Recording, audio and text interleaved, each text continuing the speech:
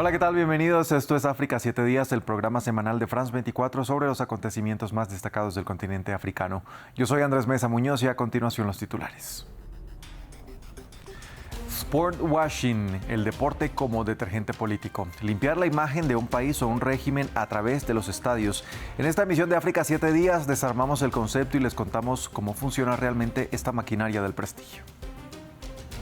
Precisamente Ruanda se ha convertido en una suerte de escaparate frente a la represión. Millones en patrocinios para silenciar un historial de abusos que no se detiene. Analizamos la estrategia de Kigali para convertir el deporte en su mejor escudo diplomático. Y el tema del sport washing no es solo propio de Ruanda. Varios países de África enfrentan las mismas acusaciones, entre ellos Marruecos, que se prepara para acoger el Mundial de Fútbol 2030, pero también otras como Costa de Marfil y República Democrática del Congo. Hoy hablamos del sport washing o lavado deportivo, el deporte utilizado como una cortina de humo. Es la estrategia de gobiernos o instituciones para limpiar una reputación dañada a golpe de talonario y eventos masivos. El término es un acrónimo de las palabras en inglés sport, que traduce deporte, y washing, lavado. Es una práctica que se lleva a cabo, por ejemplo, a través de patrocinios, compra de jugadores o atletas y el financiamiento y organización de eventos de este calibre para así desviar la atención de los problemas. Esto teniendo en cuenta, según el diccionario de Cambridge, todos los sentimientos positivos que inspira el deporte. También existen otros términos como el greenwashing, mostrarse amigables con el medio ambiente cuando en realidad no es así, o pinkwashing, aprovecharse de símbolos de la comunidad LGBTI para ocultar prácticas discriminatorias. Sportswashing, la práctica de una organización, un gobierno, un país, etcétera, de apoyar el deporte u organizar eventos deportivos como una forma de mejorar su reputación. Y en África cada vez son más las voces que denuncian al presidente de Ruanda, Paul Kagame, de intentar lavar su imagen a través del turismo y el deporte. Kigali patrocina a importantes clubes de fútbol europeos y ha sido la sede del Campeonato Mundial de Ciclismo en Ruta en 2025, mientras que la oposición política es silenciada y desaparecida. El informe es de Samuel Salgado Castro. Visit Ruanda, dos palabras que hoy visten la piel de gigantes como el Atlético de Madrid o el Paris Saint-Germain. No es solo publicidad, es la diplomacia del logo.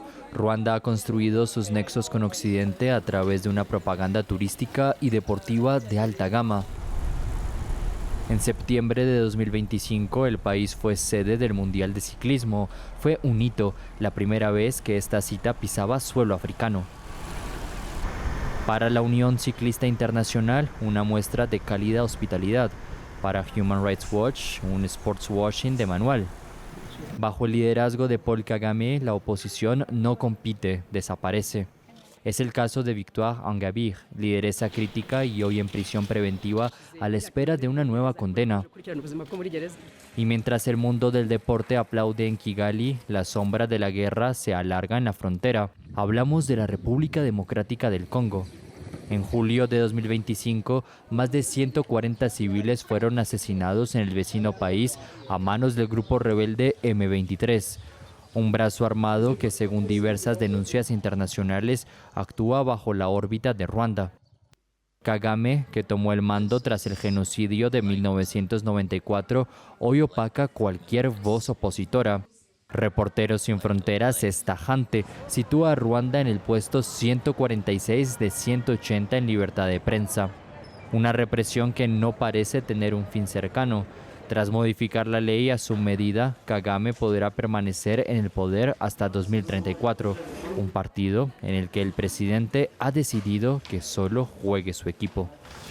Previamente hablamos con el doctor Itamar Dubinsky, profesor del programa de estudios africanos de la Universidad Ben Gurion del Negev, Israel, y cuya principal línea de investigación se centra en el deporte y la política de África.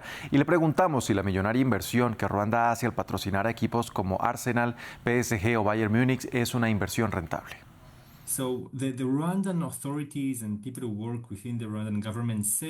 Las autoridades ruandesas y las personas que trabajan dentro del gobierno de Ruanda dicen que todos estos patrocinios ayudan a atraer cada vez más visitantes que llegan al país.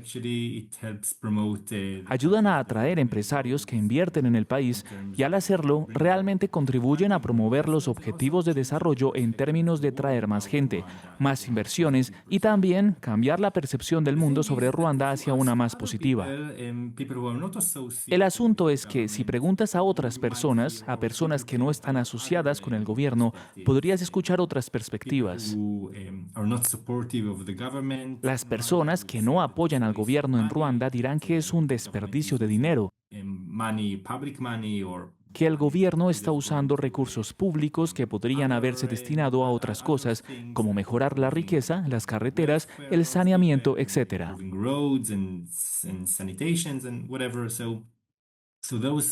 Así que quienes son críticos del gobierno dirán que esto es un desperdicio de dinero y que eso es solo una iniciativa del gobierno, del presidente Paul Kagame, para publicitar el país y resaltar sus aspectos positivos, intentando así promover una imagen más favorable y cambiar la forma en que la gente piensa sobre Ruanda, mostrando solo lo positivo sin ver quizá los aspectos más problemáticos. Entonces, la respuesta corta a tu pregunta es que realmente depende de a quién le preguntes si es rentable o no. Y mientras el mundo lee el anuncio que dice visita a Ruanda en la Premier League, Naciones Unidas señala a Kigali por su rol en el conflicto del este de la República Democrática del Congo. ¿Puede un patrocinio deportivo ser más potente que un informe de la ONU cuando se trata de formación de la opinión pública? El doctor Dubinsky responde.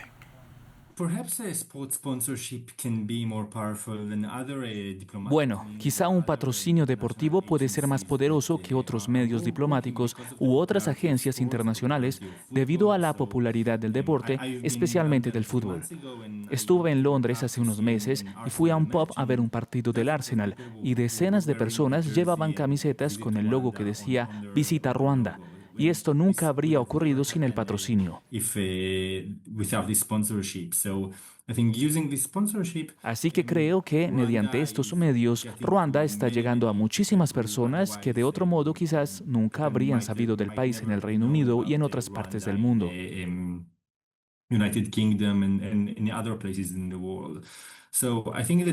Por lo tanto, aprovechar la popularidad del deporte es definitivamente una herramienta que puede ayudar a cambiar la percepción de la gente sobre Ruanda.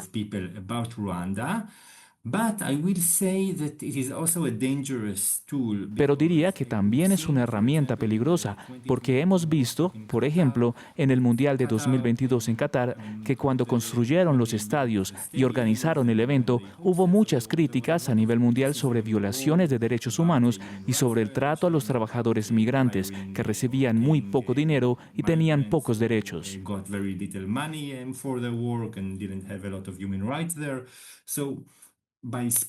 Así que al poner a tu país en el foco mundial del fútbol o del deporte en general, también puedes invitar a que te critiquen y a que investiguen lo que el país no está haciendo bien. Es una espada de doble filo.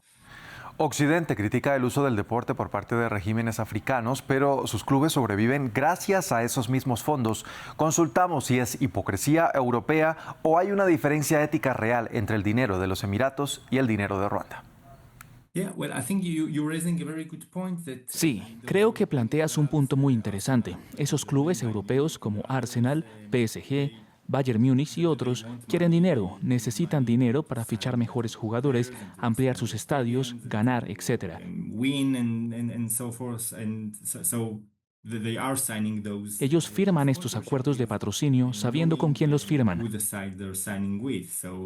Así que supongo que saben, estoy seguro de que saben, que están firmando acuerdos con países no democráticos, con países que quizá restringen libertades que sí existen en Europa.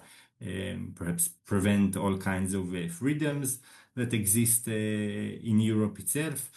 What Rwanda is doing is not unique. Lo que está haciendo Ruanda no es único, por supuesto.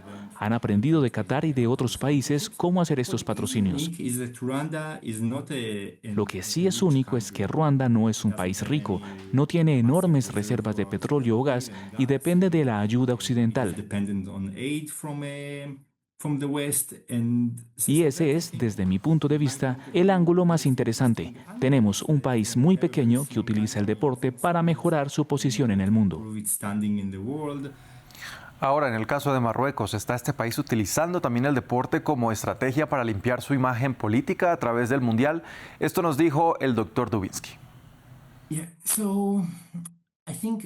It's a good question because the term sports washing. Sí, creo que es una buena pregunta, porque el término sport washing se debate tanto en la prensa como en el ámbito académico.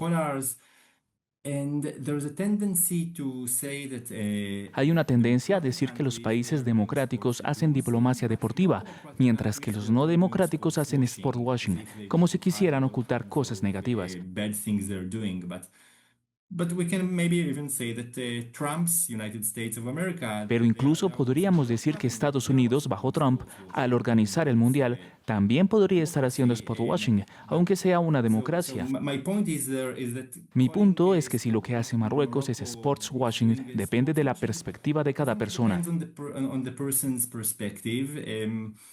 Yo lo veo como diplomacia deportiva y también considero que lo que hace Ruanda entra en esa categoría. Sin embargo, quizá podríamos decir que el sport washing es una versión más problemática de la diplomacia deportiva.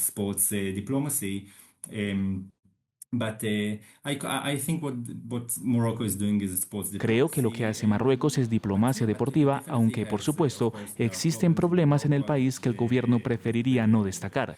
The kingdom or the government would prefer to not to emphasize. So in this regard, en ese sentido, puede haber prácticas de sport washing, pero no creo que sea algo único. But I don't think it's very unique. Also, I'm sure that también estoy seguro de que Estados Unidos hará cosas similares en poco tiempo. Month or two. A propósito de Marruecos, Rabat es el ejemplo más reciente de esta huida hacia adelante.